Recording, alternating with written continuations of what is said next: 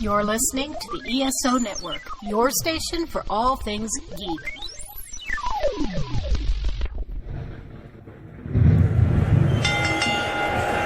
The following podcast is scheduled for one fall. Coming in at 195 pounds from Studio A, he is the reigning, defending, undisputed host of the Ring of Thunder, Sexy Thor!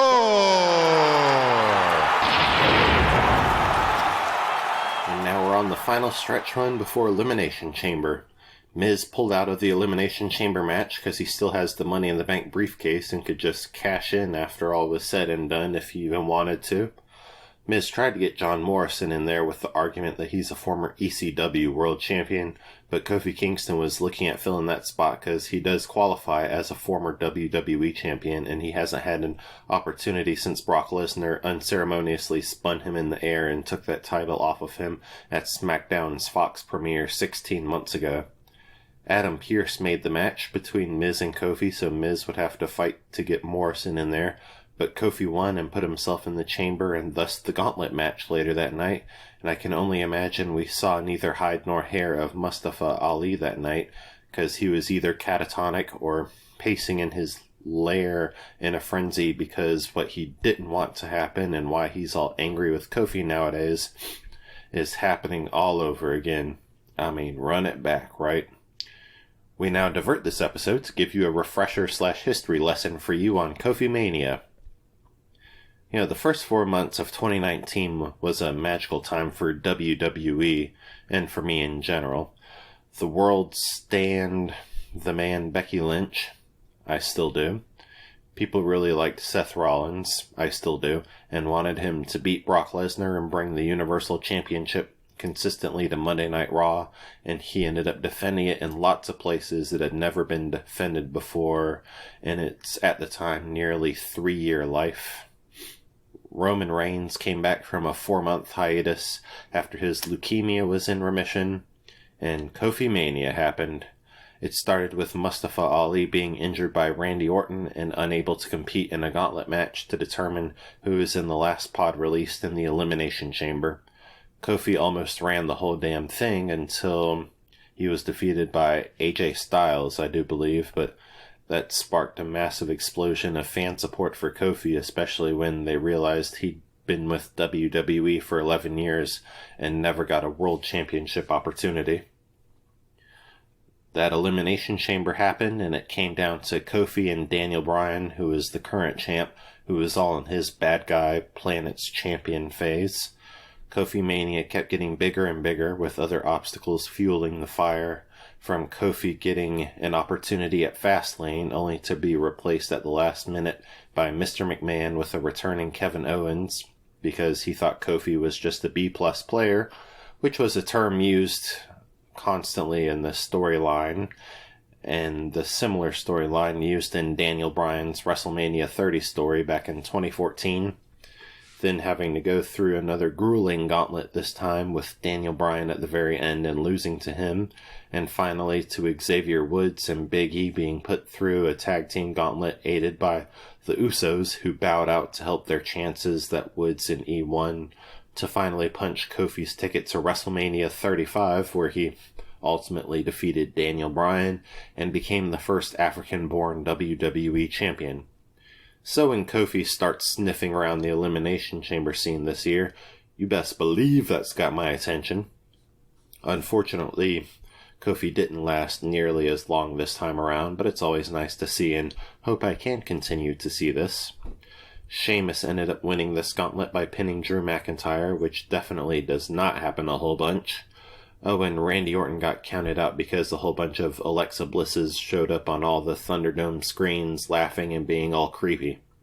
She had a video earlier where she was in a darkened funhouse, sitting in a pentagram with candles, talking about how the Fiend was destroyed in the fire, but in the future he will be reborn. I am ready. Lacey Evans is pregnant, IRL. The less said about the storyline, the better, but genuine congratulations to her and her family. And moving on. Big E was on a couch next to commentary and eating a Salisbury steak TV dinner like you do and watching Apollo Crews versus Shinsuke Nakamura and talking about how Apollo's been pissing him off and he just wants to be free of this man. Nakamura ended up beating Crews, but he just beat on Shin until E came to his aid and Apollo wrecked E with some steel steps and got him stretchered out of the building. That is a bad, bad man. Seth Rollins came out just as E's stretcher was going to the back and declared he was filing a letter of complaint to WWE management about the disrespect he went through last week when the locker room walked out on him and Cesaro listened all the way through, then walked off, which Seth perceived as the ultimate disrespect. We shall see where he goes from here. And concerning all things undisputed, starting off on NXT on Wednesday, Kyle O'Reilly came out to the ring and demanded Adam Cole explain his actions at TakeOver.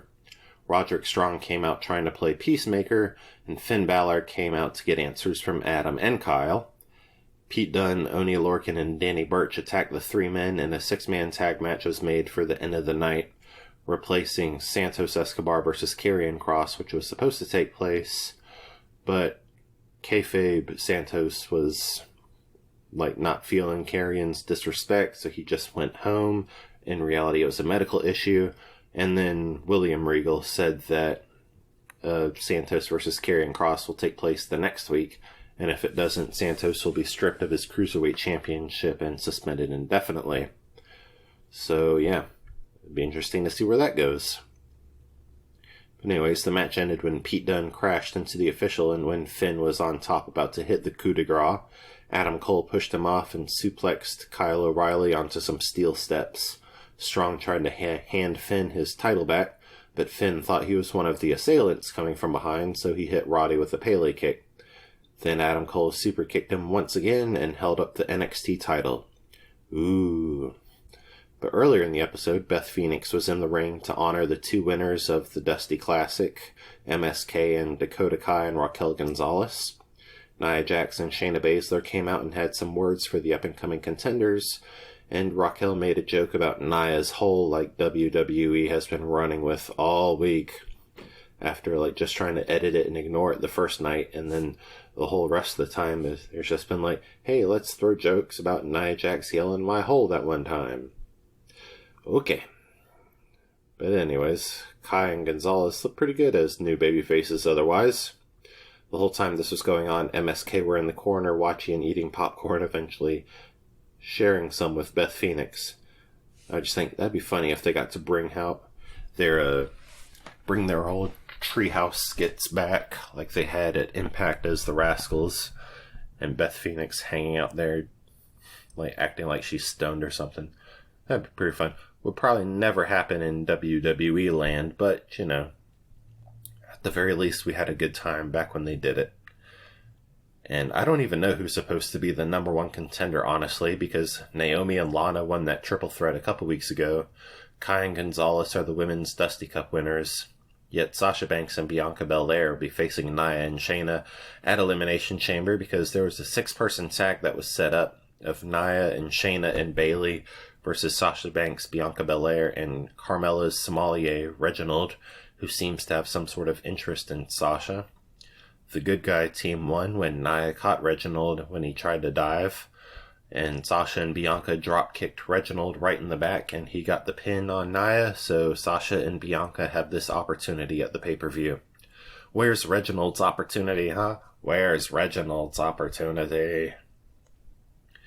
Over on AEW, the last couple weeks has been the Women's World Championship Eliminator Tournament, which will decide the number one contender who will face Shida for the AEW Women's Championship at Revolution. And Thunder Rosa defeated Layla Hirsch 2 weeks ago. Then last week in Japan, Yuka Sakazaki defeated Mei Saruga.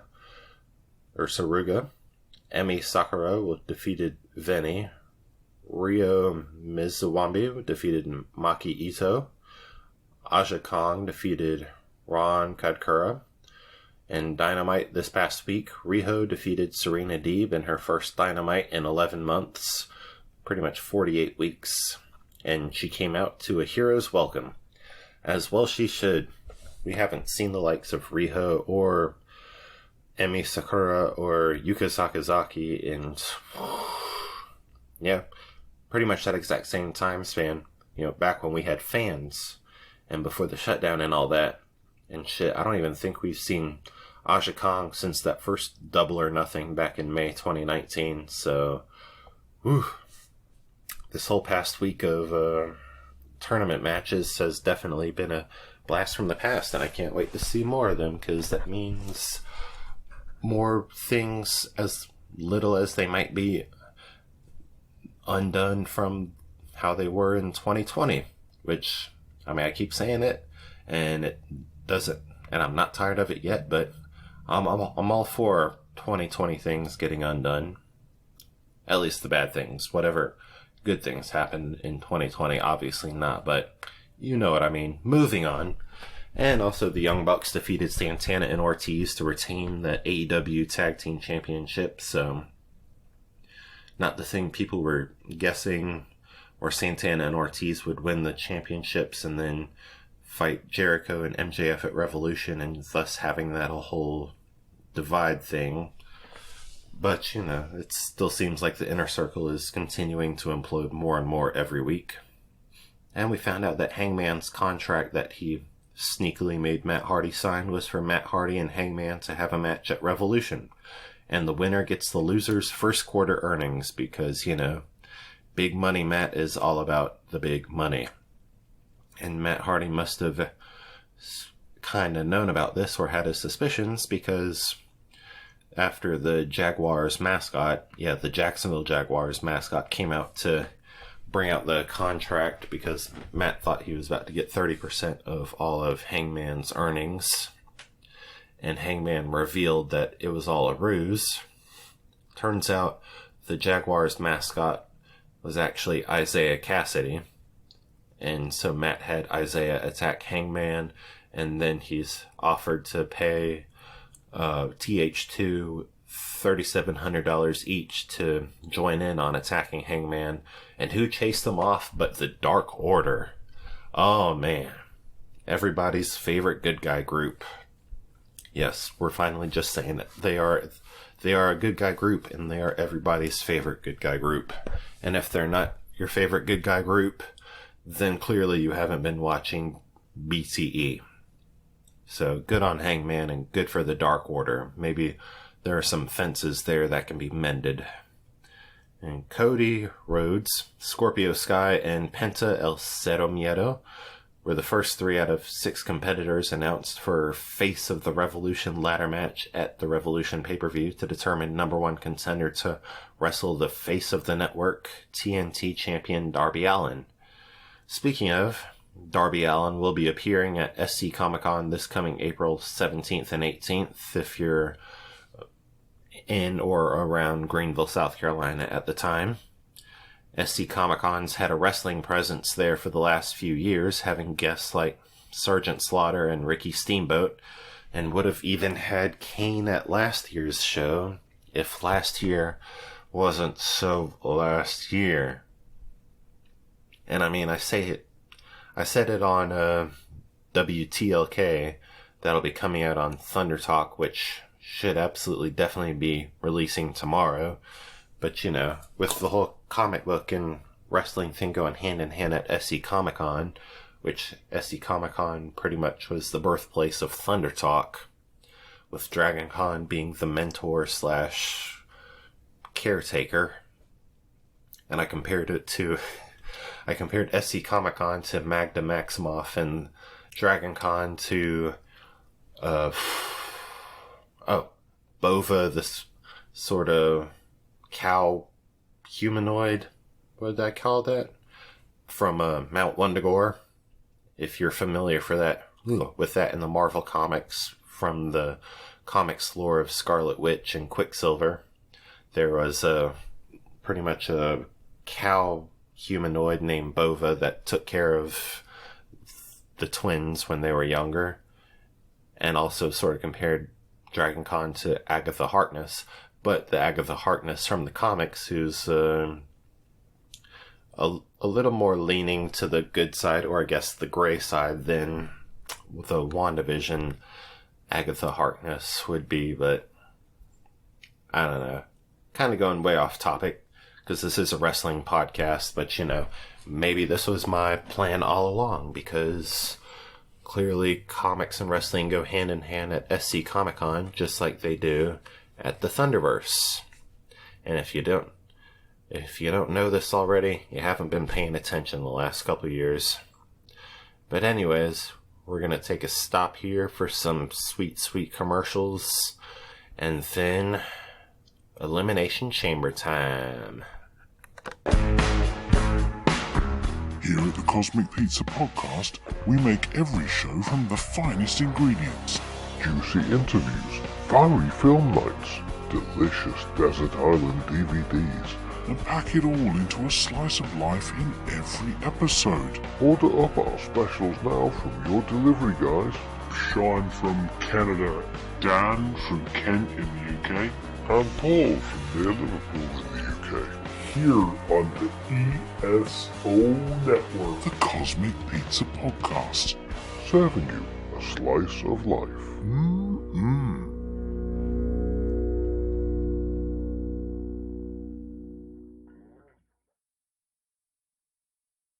My name is Mark McRae, and I'm the author of The Best Saturdays of Our Lives. I'm Dan Klink, co-host of the Best Saturdays of Our Lives podcast. The Best Saturdays of Our Lives features programming trends from the 1966 television season all the way through the last hurrah of the early digital age of the 1990s. On the show, if it's animated, we talk about it. Order your signed copy today at tbsool.com. And listen to the podcast at esonetwork.com and all podcast platforms. Hello. Have you ever wondered how much Jerry Siegel and Joe Shuster sold Superman's rights to DC for? Or which popular football star was the Sam Wilson the Falcon's physical appearance based on? You can find all that and more at the History of Comic Books podcast, a podcast dedicated to the creators, events, history, and the companies that made the great comic book medium. Hosted and created by your friendly neighborhood JT Wheatley. Please give it a listen at iTunes, Spreaker, Stitcher, and all our podcasting platforms. Thank you, and go ahead and enjoy yourself a good comic book. Look, we gotta talk. Yeah, Thunder Talk. We're going all kinds of sideways with that sweet nerd junk. Woke nerd junk. It's topical, Political. Dare I say radical. We've got all your latest news and reviews. Hot music. And a whole lot of comedy. but it ain't for kids. Definitely mature content. So let's talk. Let's talk Thunder Talk. Thunder Talk is a proud member of the ESO network. Alright, we're stopping and refueling at the Elimination Chamber. Me personally, I'm in the mood for a Tabasco beef stick and a nice bottle of Coca-Cola. And, just to get my energy levels back up before we hit the road continuing on to WrestleMania. I'm making way too many gas station metaphors, but you know what I mean. So the Elimination Chamber kickoff, they said that Keith Lee was injured, quote unquote, but really Vince is just like IDFK when it comes to Keith Lee, which, I don't know what there's to not know about. Keith Lee is an amazing performer, and he has articulate and interesting things to say in his promos, but, whatever. Fuck me, I guess. I don't know. The biggest wrestling company in the world. What do I know? Anyways, John Morrison defeated Mustafa Ali, Ricochet, and Elias to replace the injured Keith Lee in the United States Championship match that'll be taking place in the main show. And then we started out with the SmackDown Elimination Chamber to determine the number one contender for the Universal Championship. Cesaro and Daniel Bryan started, then King Corbin entered, then Sami Zayn entered despite his best efforts not to. Then Cesaro eliminated Corbin with the sharpshooter, then Jey Uso entered. Then Kevin Owens eliminated Sami Zayn, even though at the very beginning Sami was trying to, rekindle their friendship real quick so they can team up together against everybody else, which didn't work at all. Instead, Kevin just swung Sami into one of the plexiglass, and then he swung him into the plexiglass of the other pod. And then Jey Uso eliminated Kevin Owens, which, that kind of stung. Here I thought like Kevin Owens was going to get some sort of revenge for all the bullshit he's had to go through the last couple months and eliminate Jey Uso, but no, it's the other way around, so go figure. And then Jey Uso eliminated my pick and a lot of other people's picks to win the damn chamber, Cesaro. And then Daniel Bryan eliminated Jey Uso, and he won the chamber. And then right after the match, I was waiting for it, and it happened. Heard, da-da, da-da, da-da, da-da. And sure enough, Roman Reigns came out to start the Universal Championship match right then and there, and instantly got suckered into the yes lock by Daniel, but Roman got out, beat the hell out of him, and put Daniel in the guillotine, and won. I mean, show up and win, am I right? I mean, I've got the show up and win t-shirt and hoodie, so every time that actually happens, I'm just like, hello.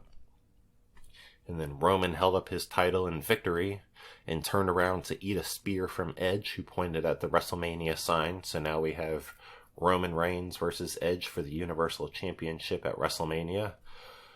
Whew, what a time to be alive.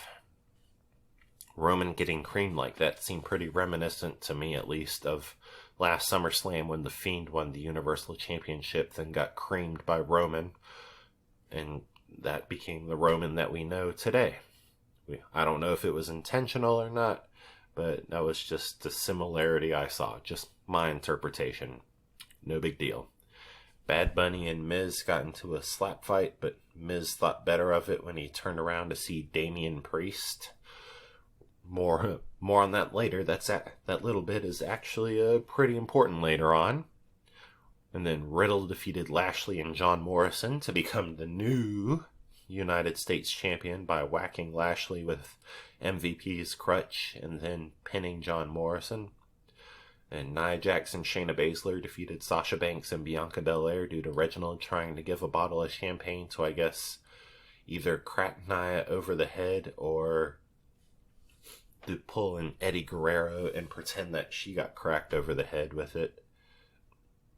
But, I mean, then that would just get Nia and Shayna disqualified, I would think, and then not win the title. So, I don't know what Reginald's plan was, and I guess Sasha didn't really know either, because she just held it confused until the ref took it out of her hands, and that distraction opened up Nia to hit Sasha with the Samoan drop and get the 1, 2, 3. And then Miz is talking to MVP backstage. I wonder what's up. And then we got started with the Raw Elimination Chamber. Jeff Hardy and Randy Orton started. And then Drew McIntyre entered. Then Kofi Kingston entered. Then Kofi eliminated Randy Orton. Orton was furious and straight RKO'd Hardy and Kofi. And AJ Styles had Omos release him ahead of time so he could pin Kofi and Hardy, but they kicked out. Adam Pearce kicked Omos out of the ringside area for releasing AJ early. Then Sheamus entered. Sheamus eliminated Kofi. Then Drew McIntyre eliminated Jeff Hardy. And then AJ Styles eliminated Sheamus, who was my pick to win the whole thing. So yeah, I'm just 0-2 on that, but whatever. And then Drew McIntyre eliminated AJ Styles and retained the WWE Championship until Bobby Lashley came out of nowhere and wrecked the shit out of Drew. And then The Miz came out and cashed in his Money in the Bank briefcase.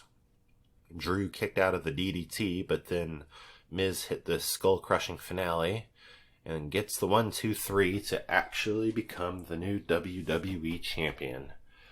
We didn't think he would ever do it again, and we thought, the whole Money in the Bank storyline was a whole wash with them, not really having a plan for Otis, to then Miz just winning it later, and then causing Tucker to turn heel on Otis and then disappear into obscurity, and just thought it was dragging out way too long, and it wasn't going to turn into anything.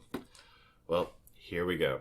we have this added layer of drama here on the road to WrestleMania, like, with less than 2 months to go. I mean, I don't know how you feel about it, but I'm just like, cool, good for Miz, honestly. Because with how hard he's been working for all these years, still showing up week in and week out for WWE on top of, you know, all these other TV projects he does and everything. Fuck it. Good for him, I say. And with that, well, I guess this coming week will just be, you know, Elimination Chamber Fallout. And then Fastlane will be 3 weeks from this Sunday on March 21st. And then from then on, it's WrestleMania. So, still I very much enjoyed this pay-per-view, and I'm very happy that we still have exciting times ahead. So, yeah. Thanks for walking up with me in the Ring of Thunder. Kick butts, not nuts. This has been a broadcast of the ESO Network. Be part of the crew and help support our shows by donating to our ESO Patreon or by shopping for the TeePublic store, which can all be found at www.esonetwork.com. The ESO Network, your station for all things geek.